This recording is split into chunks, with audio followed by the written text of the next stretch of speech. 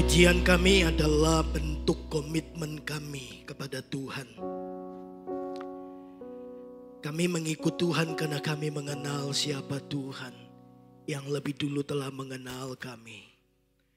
Karena itu Tuhan, kami mau sepanjang perjalanan hidup kami, perjalanan iman kami di atas muka bumi ini, kami mau terus memandang kepada Yesus Kristus yang memimpin kami di dalam iman dan membawa kami pada kesempurnaan iman kami.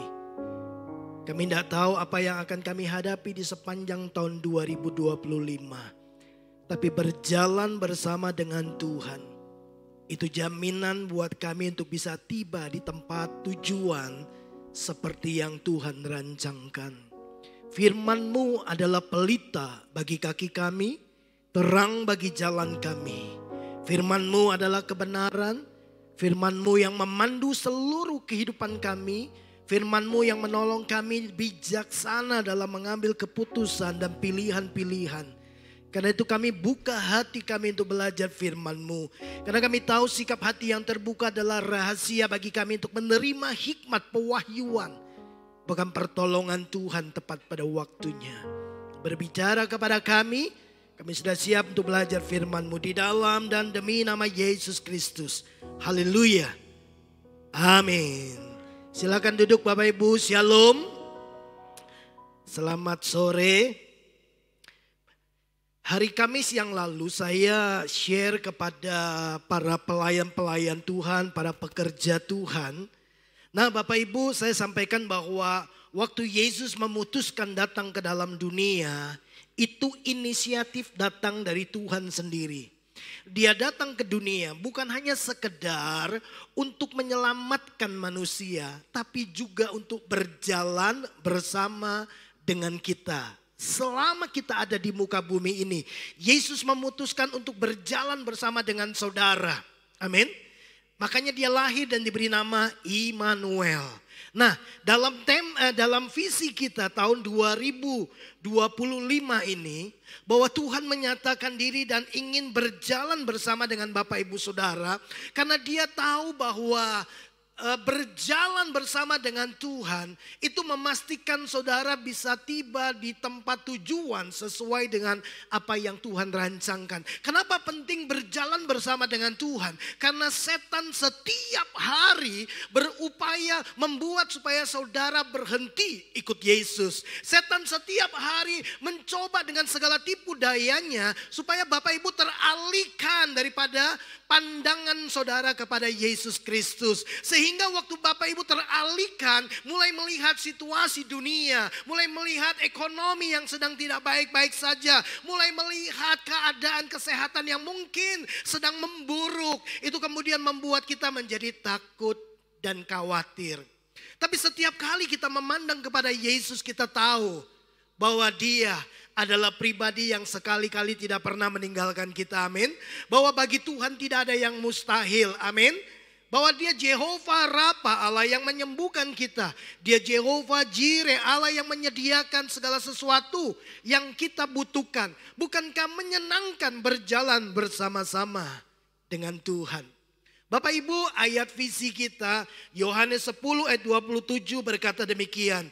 Domba-dombaku mendengar suaraku dan aku mengenal mereka dan mereka mengikut aku. Aku mengenal mereka. Nah, saya percaya kalau kita mau berjalan dengan seseorang, ya sudah pasti bahwa perlu untuk kenal siapa yang berjalan dengan kita. Betul? Nah, Bapak Ibu, pertanyaan yang sering kali muncul kalau kita membangun sebuah hubungan pertemanan, maka kita pasti akan bertanya begini, who are you? Siapa kamu? Betul? Siapa namamu? Ya, karena pertanyaan ini adalah pertanyaan yang menyasar pada identitas seseorang. Jadi kita tanya siapa kamu? Karena kita ingin kenal lebih dekat. Betul Bapak Ibu? Ya, kita bertanya siapa namamu, kita sedang menanyakan identitas orang itu. Bagi orang Yahudi, nama itu begitu penting. Nama bukan hanya sekedar menunjukkan identitas, tapi menunjukkan juga sifat, karakter. ya, kepribadian seseorang, pekerjaan atau apa yang dia bisa lakukan. Jadi nama itu begitu penting. Nah, karena itu Bapak Ibu, seringkali kita bertanya siapa kamu, ya. Tapi jarang sekali kita bertanya siapa saya. Betul? Kita suka tanya orang, tapi kita jarang bertanya tentang diri kita sendiri. Nah, waktu saya membaca Alkitab, di awal Yesus melayani, dia berkhotbah. Dalam khotbah di bukit dari pasal 5 Injil Matius sampai kemudian Injil Matius pasal yang ke-7. Yesus memulai dengan sabda bahagia. Berbahagialah orang yang miskin di hadapan Tuhan. Berbahagialah, kemudian dikatakan orang yang murah hatinya karena dia akan beroleh kemurahan. Berbahagialah orang yang membawa damai karena dia akan disebut anak-anak Allah. Berbahagialah orang yang lemah lembut karena dia akan memiliki bumi. Berbahagia, berbahagia, berbahagia. Lalu kemudian tiba-tiba Yesus berkata demikian. Ya, Yesus berkata demikian, kamu adalah garam dunia. Nah, Bapak Ibu, siapa kita di dalam Kristus? Waktu Yesus berkata, kamu adalah garam dunia. Yesus dalam pengajarannya kemudian memberikan identitas kepada saudara dan saya. Ya. Karena itu kita bukan mencoba menjadi garam dunia. Ya, di ayatnya yang ke-13, Matius 5 ayat 13, Yesus berkata, kamu adalah garam dunia. Jika garam itu menjadi tawar, dengan apakah ia diasinkan? Tidak ada lagi gunanya selain dibuang dan diinjak orang. Ayat 14 kemudian berkata, kamu adalah terang dunia. Bapak Ibu yang dikasihi oleh Tuhan, saya ingin mengajak Bapak Ibu untuk merenungkan hal ini. Ya, bahwa di awal pelayanannya, Yesus kemudian tiba-tiba bicara tentang identitas kita. Dia memberikan identitas. Jadi menjadi garam dunia, menjadi terang dunia, itu bukan menjadi pencapaian kita, bukan menjadi target prestasi kita. Oh, saya sudah menjadi garam dunia, bukan. Karena kalimat yang Yesus pakai adalah kamu adalah garam dunia. Yesus memberikan identitas kepada saudara dan saya. Ya, kalau saya berkata kamu adalah Johan, saya sedang memberi identitas kepada dia. Kamu adalah seorang penginjil. Saya memberikan identitas kepada Johan. Saya adalah Hensan. Berarti Hensan itu identitas saya, nama saya. Kamu adalah garam dunia. Nah, Bapak Ibu, ini penting sekali. Di awal pelayanannya, waktu Yesus mengajar orang banyak, tiba-tiba dia kemudian melepaskan sebuah pewahyuan identitas kepada orang-orang yang mendengarkan dia. Dia berkata, identitasmu adalah garam dunia. Nah, sore hari ini saya ingin mengajak Bapak Ibu untuk merenungkan bersama-sama. Ingat, Yesus tidak berkata kamu akan menjadi garam dunia. Berarti kita bukan garam dunia. Kita baru mau jadi garam dunia. Tapi Yesus berkata kamu adalah garam dunia. Ini penting karena nanti kita akan melihat ya, kenapa Yesus menyebut kita sebagai garam dunia. Ya, sebuah pemaknaan yang sangat dalam yang kemudian dengan mengenali identitas kita, kita tahu bagaimana menjalani kehidupan kita sesuai dengan keberadaan kita yang Tuhan beri kepada saudara dan saya. Nah, mari kita akan sama-sama belajar Bapak Ibu. Saya kemudian mencoba melihat kata demi kata dari bahasa aslinya. Jadi saya selidiki, ya, melihat bahasa asli garam itu apa sih? Ya, dunia itu apa? Kemudian tawar itu apa? Ya, Ini sangat penting. Yesus bilang, kalau garam itu menjadi tawar, tidak ada lagi gunanya selain dibuang dan diinjak orang. Jadi ini sekaligus menjadi sebuah warning buat Bapak Ibu Saudara. Dia beri identitas kepada Bapak Ibu Saudara, dan Bapak Ibu kemudian harus menghidupi identitas dan keberadaanmu sebagai garam di tengah dunia ini. Dan kalau Bapak Ibu tidak menghidupi identitasmu, maka kita akan dilihat sebagai pribadi yang tidak berguna. Nah, kalau sudah tidak berguna, biasanya diapakan Bapak Ibu? Barang-barang yang di rumah yang kita temukan ini sudah tidak berguna. Biasanya diapain? Dibuang. Kenapa dibuang? Ya karena tidak berguna. Kenapa tidak berguna? Ya karena tidak memberikan manfaat. Dan semua yang dibuang, itu kemudian menjadi tidak bernilai. Dibuang ke bawah. Tidak berharga, diinjak orang. Tidak ada orang yang kemudian respect dalam hidup kita. Kita menjadi pribadi-pribadi yang tidak menarik karena kita nggak memberi dampak. Berteman dengan dia nggak ada manfaatnya, nggak ada untungnya, nggak berguna pertemanan kita ini. Nah, kalau sudah orang berkata nggak ada gunanya pertemanan ini, maka orang kemudian akan memutuskan hubungan. Seolah-olah kita dibuang begitu saja. Dan orang tidak menghargai saudara dan saya. Yesus mau kehidupan saudara dan saya memberi manfaat. Amin Bapak Ibu. Berdampak, berguna. Supaya setiap orang kemudian melihat Kristus di dalam hidup Bapak Ibu Saudara. Nah, kita seringkali mendengar garam dapur. Jadi garam dapur, kita tahu bahwa dapur itu menunjukkan sebuah lokasi. Nah, Yesus berkata, kamu adalah garam dunia. Nah, kata dunia di dalam terjemahan bahasa asli itu ternyata mengerucut pada sebuah pemahaman yang lebih simpel, ya. Bukan dunia seperti bumi yang besar yang kita lihat ini. Oke, itu termasuk di dalamnya. Tapi mari kita melihat apa sih sebenarnya makna waktu Yesus berkata, kamu adalah garam dunia. Nah, kita mau lihat dunia itu apa. Ternyata Bapak Ibu, dari bahasa aslinya kata dunia itu menggunakan dua huruf saja, G sama EG, yang artinya tempat di mana kita berdiri, tempat di mana saudara berpijak hari ini, itu menjadi duniamu. Ya, jadi kalau Bapak Ibu ada di rumah, itulah duniamu. Nah, di rumah itulah Yesus mau orang-orang di rumah kemudian mengenali saudara sebagai garam.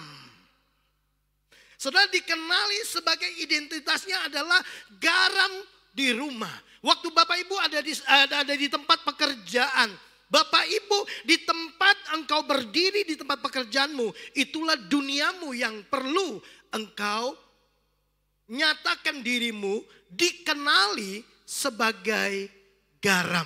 Bukan menjadi garam, tapi sebagai garam. Ya, jadi jelas bahwa Yesus mau di tempat di mana saja. Hari ini saya ada di sini di gereja. Biarkan orang mengenal saya sebagai garam. Waktu saya ada di pasar, orang mengenali saya sebagai garam. Nah, mari hari ini kita akan belajar bahwa kata dunia, tempat di mana saudara berdiri, posisi di mana saudara berpijak, itu memberikan sebuah pemahaman buat saudara dan saya bahwa garam itu tidak dibatasi oleh ruang.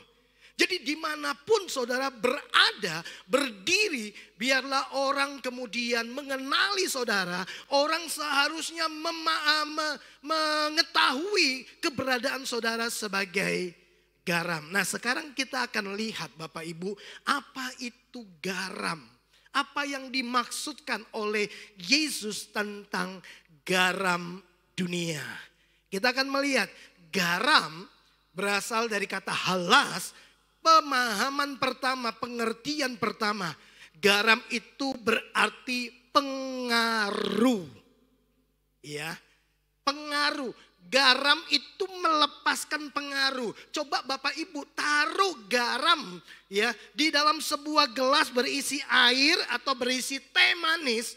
Bapak Ibu begitu taruh garam di dalamnya, lihatlah secepat itu kemudian garam melepaskan pengaruhnya.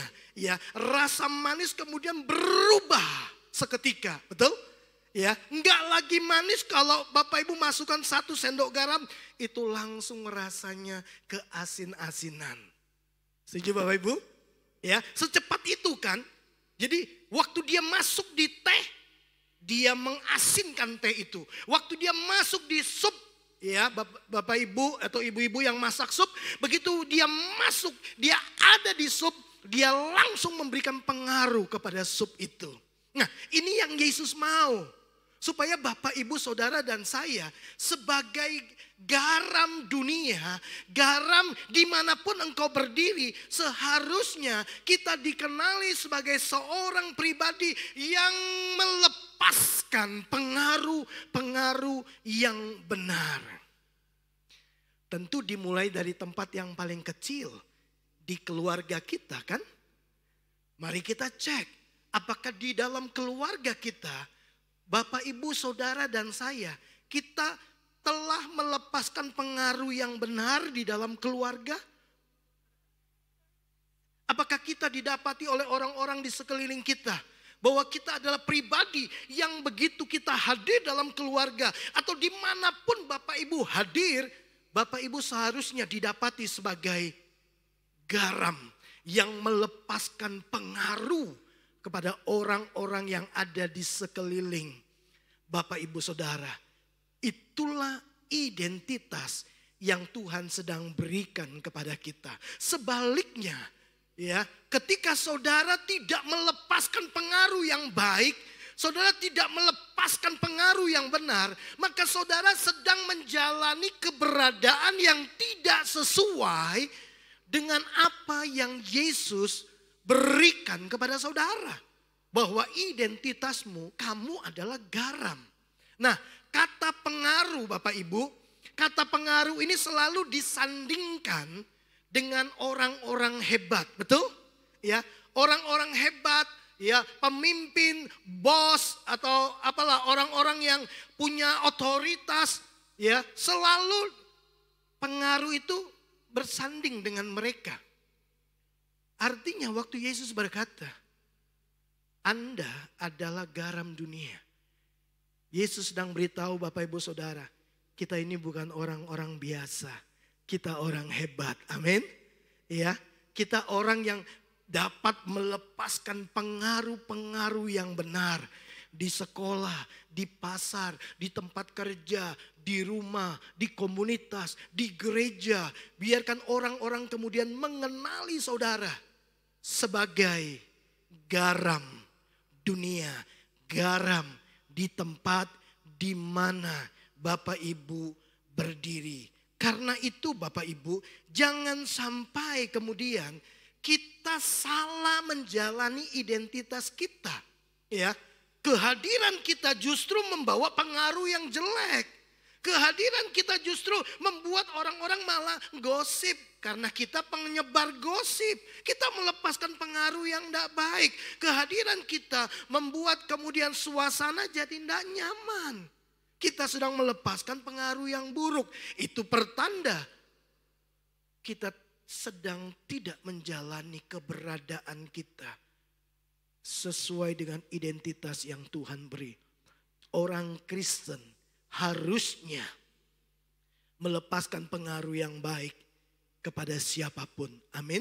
Sama seperti garam. Ditaruh di mana saja, secepat itu dia melepaskan pengaruhnya. Amin.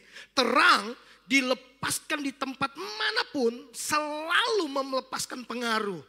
Ya, taruh lampu di gudang, gelap di gudang tuh langsung berubah.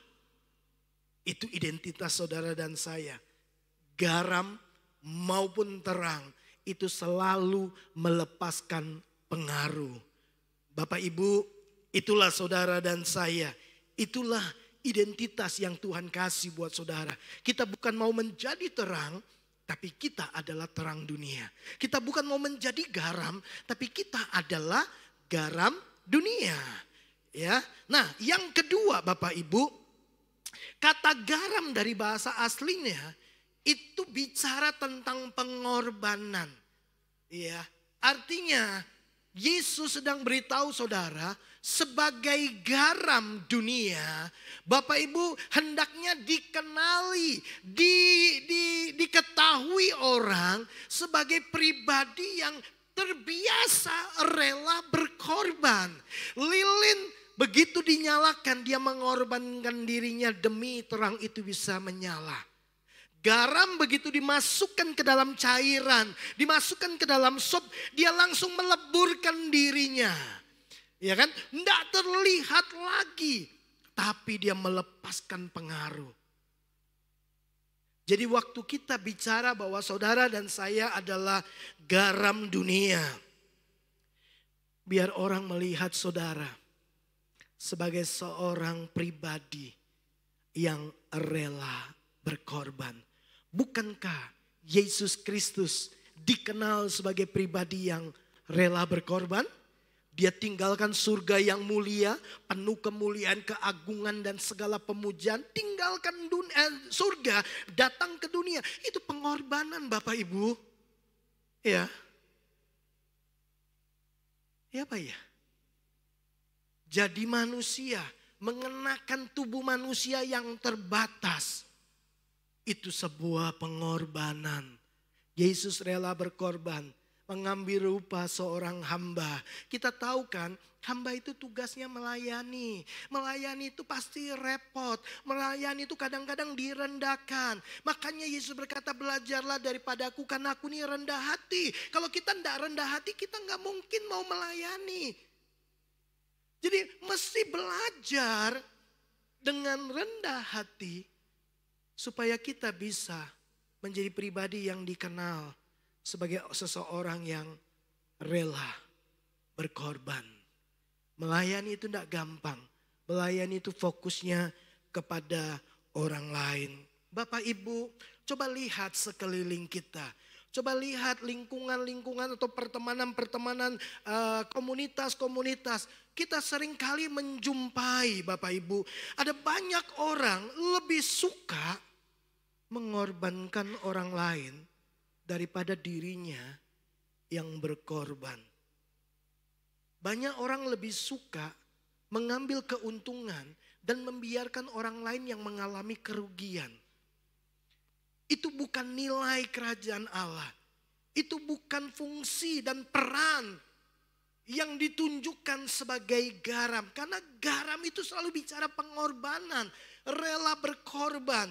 Nah kalau kemudian saudara didapati sebagai orang yang selalu mengambil keuntungan, nggak rela berkorban, tapi mengorbankan orang lain terus, itu berarti saudara sedang tidak menghidupi identitas dan keberadaan kita sebagai garam. Kalau kita menyebut diri kita garam, di tempat di mana saudara berada, seharusnya orang mengenali saudara sebagai pribadi yang biasa untuk berkorban. Entah itu untuk kepentingan kerajaan Allah, kepentingan Tuhan, atau kepentingan sesama.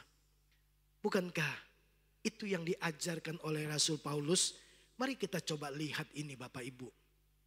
Perhatikan ayat ini, Filipi pasal 2 ayat 3 dan 4. Setelah ayat ini kemudian Paulus bicara tentang Yesus Kristus yang mengosongkan dirinya. Ya, tidak menganggap kesetaraannya sebagai Allah, sebagai hak yang perlu dipertahankan, tapi justru mengambil rupa sebagai manusia. Itu Yesus. Nah, sebelum ayat itu, Filipi 2, 3 dan 4, Paulus bilang begini, hendaklah dengan rendah hati yang seorang menganggap yang lain lebih utama daripada dirinya sendiri. Dan janganlah tiap-tiap orang hanya memperhatikan kepentingannya sendiri, tetapi kepentingan orang lain juga. Menganggap orang lain lebih utama daripada dirinya sendiri. Bapak Ibu menemukan ada unsur pengorbanan di sini? Ya. Kalau pas lagi ada acara, monggo silakan duluan, gak apa-apa, saya belakangan. Loh nanti kalau habis makanannya, gak apa-apa, sampean duluan. Loh itu rela berkorban Bapak Ibu.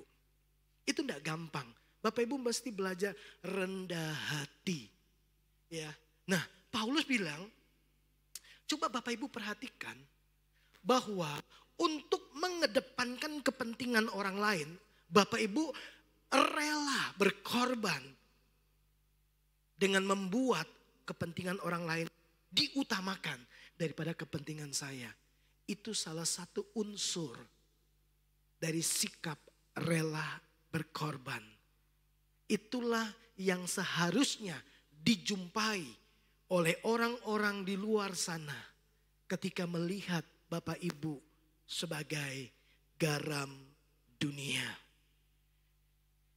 Saya berdoa supaya dalam perjalanan kehidupan kerohanian kita, sungguh-sungguh Bapak Ibu mewakili keberadaan Yesus Kristus, seorang yang rela berkorban. Dan mereka juga melihat itu dalam hidup Bapak Ibu Saudara.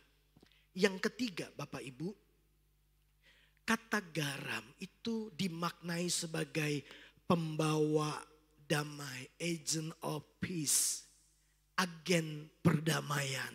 Jadi kehadiran Bapak Ibu Saudara kiranya dijumpai oleh orang-orang di sekelilingmu bahwa saudara dan saya adalah pembawa damai. Yesus dikenal sebagai Raja Damai, betul? Dan Raja Damai itu berdiam di dalam saudara. Dia memberikan damai, dia sumber damai. Dan saudara adalah pembawa damai.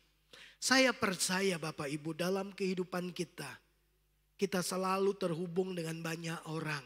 Ya, baik di dalam keluarga, dalam pertemanan, dalam pekerjaan, di dalam komunitas, di gereja, atau di kelompok-kelompok yang lain. Bapak Ibu, kita selalu bersinggungan dengan orang lain, bukan?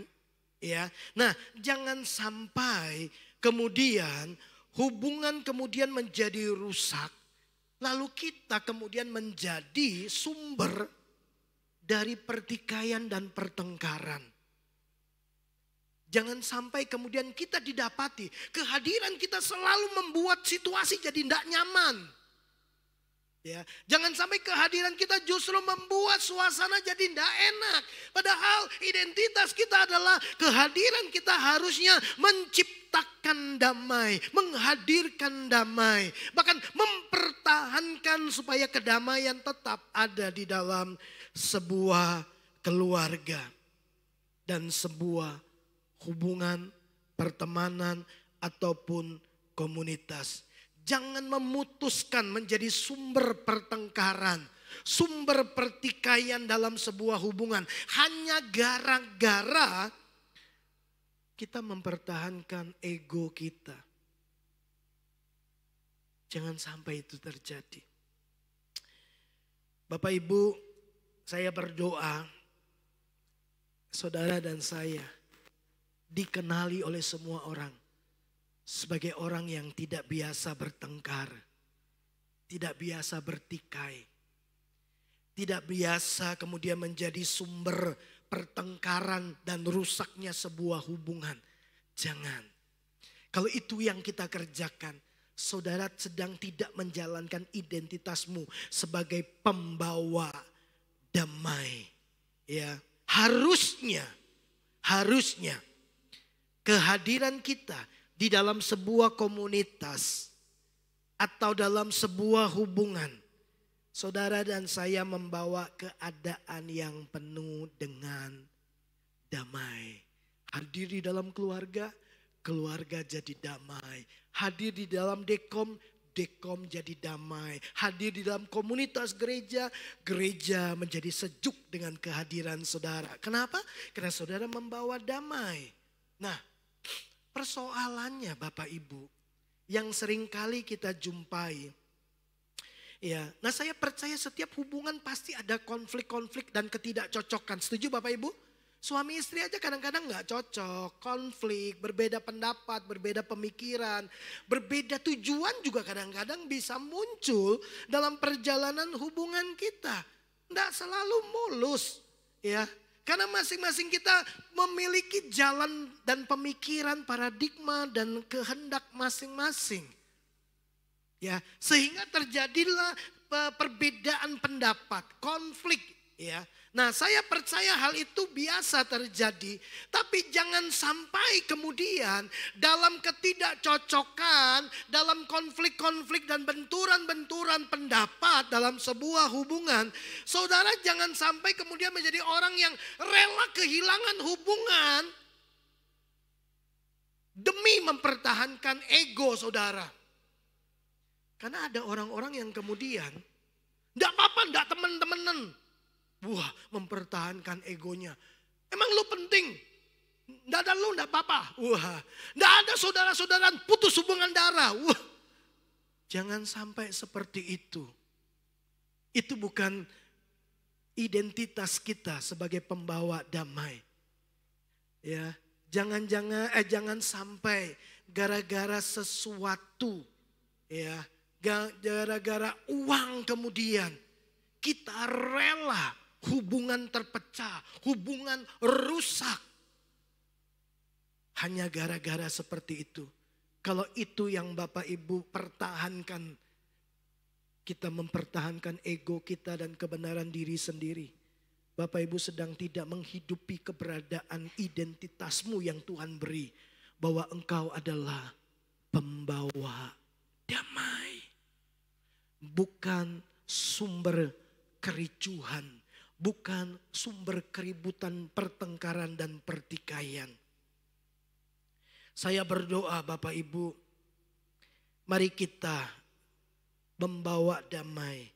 Kalaupun dalam hubungan kita, ya, terjadi sesuatu, jangan biarkan hubungan itu rusak. Setuju Bapak Ibu? Jangan biarkan hubungan itu rusak. Kita tidak akan izinkan itu. Kita akan menjadi orang yang pertama berinisiatif untuk menghadirkan damai.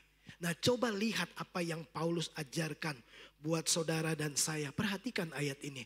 Roma 12 ayat 28. Sedapat-dapatnya, kata sedapat-dapatnya menggunakan kata dunatos. Kalau hal itu bergantung padamu, hiduplah dalam perdamaian dengan semua orang. Sedapat-dapatnya kalau hal itu bergantung padamu, hiduplah dalam perdamaian dengan semua orang. Nah, kata dunatos, saya ingin mengajak Bapak Ibu Saudara mempelajari kata ini. Kata dunatos itu memiliki arti gini, memiliki kuasa. Ya, sayang sekali bahasa Indonesia menerjemahkan sedapat-dapatnya. Ya, padahal kata dunatos itu adalah memiliki kuasa, memiliki kekuatan, memiliki pengaruh. Untuk apa? Untuk membawa perdamaian. Jadi saudara dan saya, di dalam dirimu itu Tuhan menaruh kekuatan, kemampuan, kuasa, pengaruh. Sehingga hadirnya saudara di dalam sebuah keluarga, di dalam sebuah pertemanan, dalam sebuah kelompok, komunitas, gereja. Hadirnya saudara membawa perdamaian. Saudara dapat menciptakan perdamaian. Bahkan ketika sudah terjadi perdamaian, ada konflik, ada masalah, saudara tetap dapat menjaga perdamaian itu. Saudara kemudian memutuskan, ya, untuk memastikan hubungan ini baik kembali. Kalau ada hubungan yang tidak baik, selalu yang muncul dalam pikiran saya. Bapak Ibu, kalau kita lagi konflik, enggak enak kan Bapak Ibu? Betul enggak? Iya kan? Kalau ada orang yang tersinggung dengan saya, dia pasti enggak mau lagi ngobrol dengan saya. Enggak mau lagi ketemu sama saya. Enggak mau lagi bersahabat dengan saya. Kalau hal itu saya tahu, maka yang muncul dalam pikiran saya adalah saya harus datang kepada orang itu, berdamai dengan dia. Saya tidak mau iblis mengambil keuntungan dari rusaknya hubungan ini. Siapa yang diuntungkan? Iblis. Ya, hubungan tidak manis, damai itu langsung hilang. Padahal identitas kita adalah menciptakan perdamaian.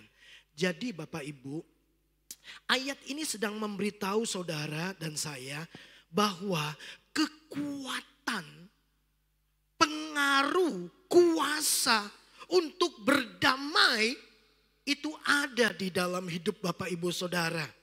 Jadi perdamaian sebuah hubungan, ya, perdamaian sebuah hubungan tidak bergantung pada orang lain, tapi pada diri kita. Makanya di terjemahan bahasa Indonesia, sedapat-dapatnya kalau itu bergantung padamu, hiduplah dalam perdamaian dengan semua orang. Bapak Ibu, di dalam dirimu ada kuasa, ada kekuatan untuk membuat dan menghadirkan, menjaga perdamaian. Jadi perdamaian itu sangat bergantung kepada diri kita, bukan kepada orang lain. Karena di dalam dirimu ada kekuatan dunatos, kemampuan, kuasa untuk menciptakan perdamaian. Untuk membuat hubungan yang rusak menjadi baik kembali. Kita punya kekuatan dalam diri saudara dan saya. Nah, mari Bapak Ibu jalani kehidupan kita. Kalau ada orang-orang di sekitar Bapak Ibu Saudara, mereka mengeluh akan kehadiran kita. Itu pertanda bahwa saudara tidak sedang menjalani identitasmu sebagai garam pembawa damai. Kalau itu yang terjadi Bapak Ibu, kita tahu kan ayat selanjutnya, kalimat selanjutnya, jika garam itu menjadi tawar, tidak berfungsi sebagaimana seharusnya, tidak ada lagi gunanya selain dibuang dan diinjak orang. Nah, kata tawar di sini, ini kemudian menjadi warning, peringatan kepada Bapak Ibu Saudara. Jangan sampai fungsi keasinan kita itu tidak lagi menjadi bagian yang melekat dalam diri kita, alias kita bukan lagi menjadi garam yang asin, tapi menjadi garam yang tawar. Maka kita sedang mendekati satu kehidupan yang kemudian akan dibuang dan diinjak orang. Siapa yang buang? Tuhan tidak buang kita. Tapi orang yang kemudian tidak menghargai kita. Orang yang kemudian memandang rendah diri kita. Karena kita dianggap seperti sampah. Tidak berguna. Mungkin dalam perjalanan hidup Bapak Ibu Saudara, kita mungkin pernah punya teman-teman yang kita anggap begini, tidak ada gunanya berteman sama dia itu. Tidak ada gunanya dekat sama dia. Berteman sama dia tidak ada gunanya. Pernah Bapak Ibu muncul pemikiran-pemikiran seperti itu? Orang-orang di luar sana banyak kali berpikir dan mengeluarkan pernyataan-pernyataan seperti itu. Tidak ada gunanya berteman sama dia. Suka bohong. Janji gak ditepati misalkan gitu. Suka nyuri, malas kerja gitu. Nah, orang kemudian seperti seolah-olah sedang membuang saudara karena kita didapati tidak berguna. Kenapa? Karena keasinan kita telah menjadi tawar. Nah, kata tawar Bapak Ibu itu menggunakan kata moraino. Yang artinya yang pertama, seseorang yang terbukti berperilaku bodoh. Seseorang yang didapati terbukti bertindak bodoh. Nah, mari kita coba cermati ini baik-baik Bapak Ibu. Saya percaya yang Yesus sedang ajarkan buat saudara dan saya. Ketika saudara tidak menjalani fungsimu sebagai garam. Ketika engkau tidak menghidupi identitas keberadaanmu di dunia. Di mana engkau berada sebagai garam. Yang melepaskan pengaruh yang benar. Yang rela berkorban. Dan yang kemudian membawa damai dan menjaga memelihara perdamaian. Kalau orang tidak menemukan kehidupanmu seperti itu, maka Alkitab melihat saudara dan saya sedang bertindak bodoh. Kita tidak mengerjakan apa yang seharusnya menjadi peran kita. Kita tahu, tapi kita tidak melakukannya. Bukankah Yesus mengajarkan tentang dua dasar? Orang bijaksana, dia dengar, tahu, lakukan. Betul Bapak Ibu? Lalu kemudian Yesus berkata, ada juga yang satunya. Dengar, tahu, tapi nggak lakukan. Yesus bilang, itu orang bodoh. Jadi bodoh itu Bapak Ibu tidak berhubungan dengan pendidikan. Dalam Alkitab itu tidak ada hubungannya sama pendidikan. Kita terbukti bodoh ketika orang mendapati kehidupan saudara tidak menjadi pribadi yang seharusnya kita jalankan sesuai dengan identitasmu. Kapan kita terlihat, terbukti, bertindak bodoh, berperilaku bodoh? Kapan? Waktu kita tidak melepaskan pengaruh yang benar di dalam setiap hubungan. Di tempat dimanapun di mana engkau berada. Ketika engkau didapati sebagai pribadi yang tidak rela berkorban. Tapi justru suka mengorbankan orang lain. Selalu mengambil keuntungan dan membiarkan orang lain rugi.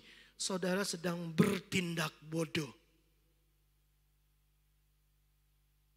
Ketika saudara menjadi sumber pertikaian. Sumber pertengkaran di dalam setiap hubungan. Kita sedang menjalani kehidupan yang terbukti bertindak bodoh. Kita nggak suka dibilang bodoh, tapi terbukti lewat apa? Lewat cara hidup yang tidak sesuai dengan identitas kita.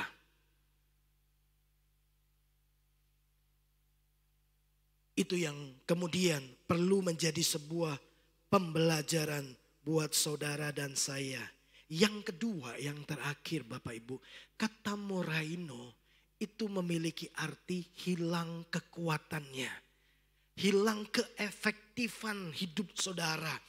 Dengan kata lain, tidak berguna, tidak efektif, tidak memberi dampak. Kapan kehidupanmu tidak memberi dampak?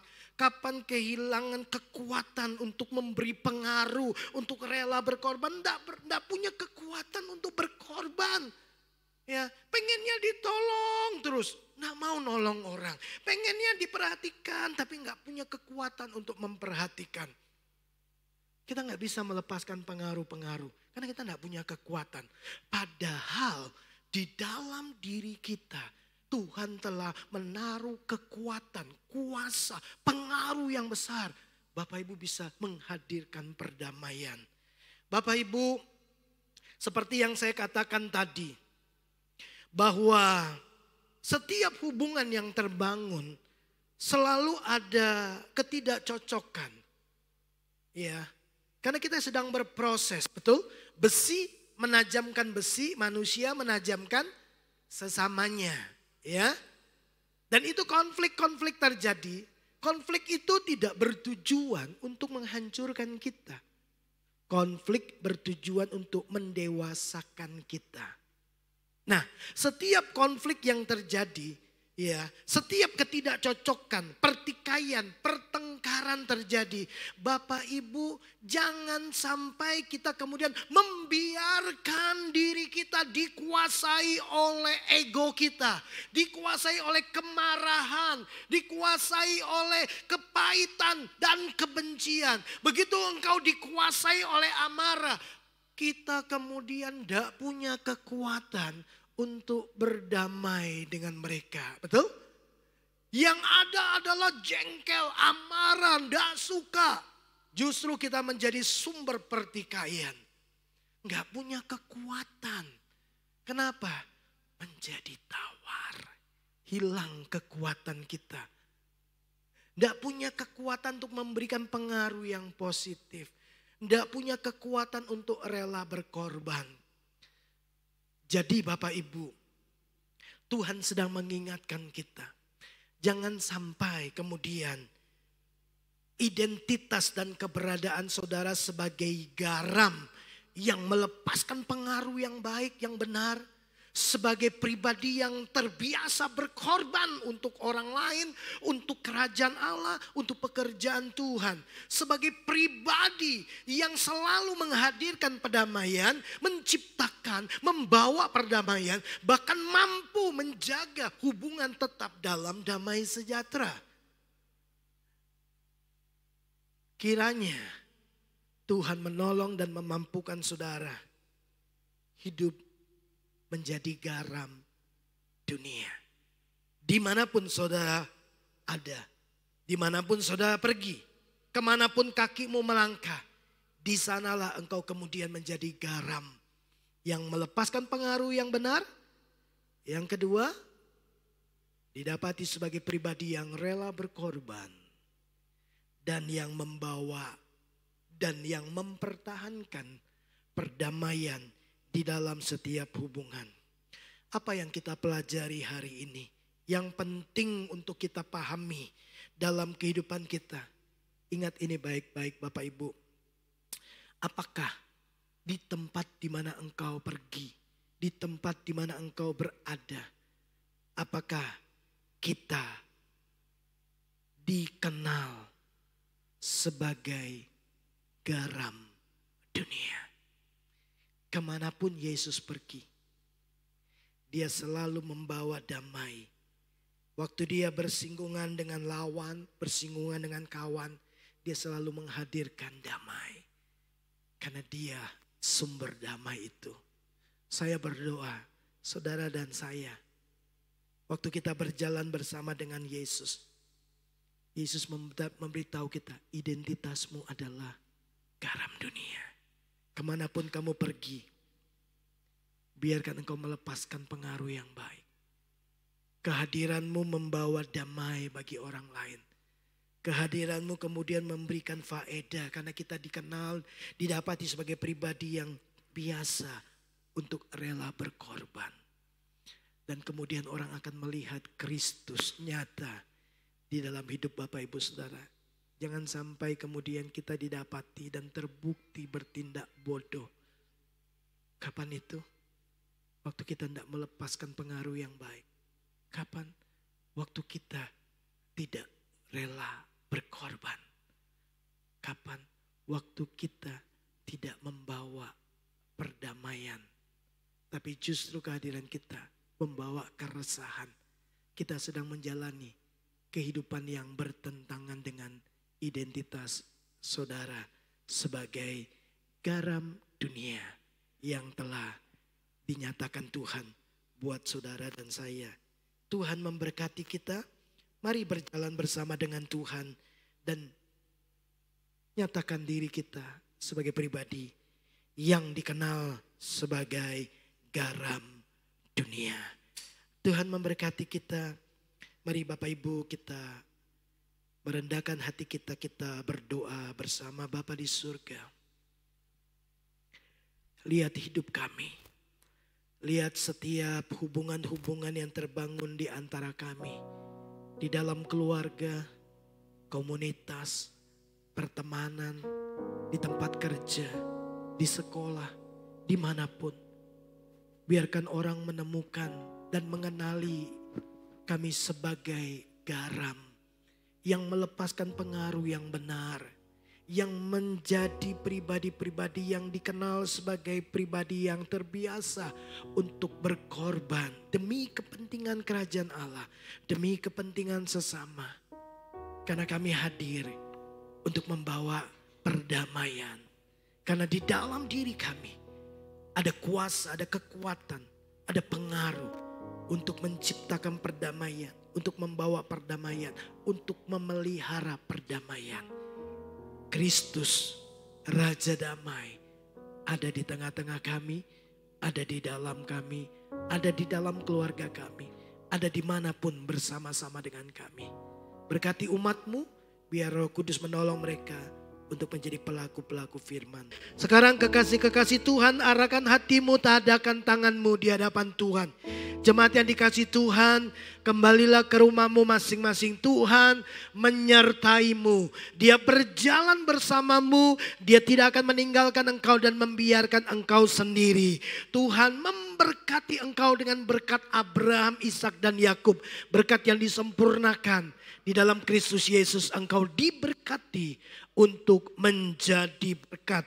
Kita terima berkat ini dalam persekutuan Bapa, Anak, dan Roh Kudus. Di dalam nama Tuhan Yesus Kristus kita yang percaya, sama-sama katakan amin. Selamat malam. Tuhan Yesus memberkati kita semua.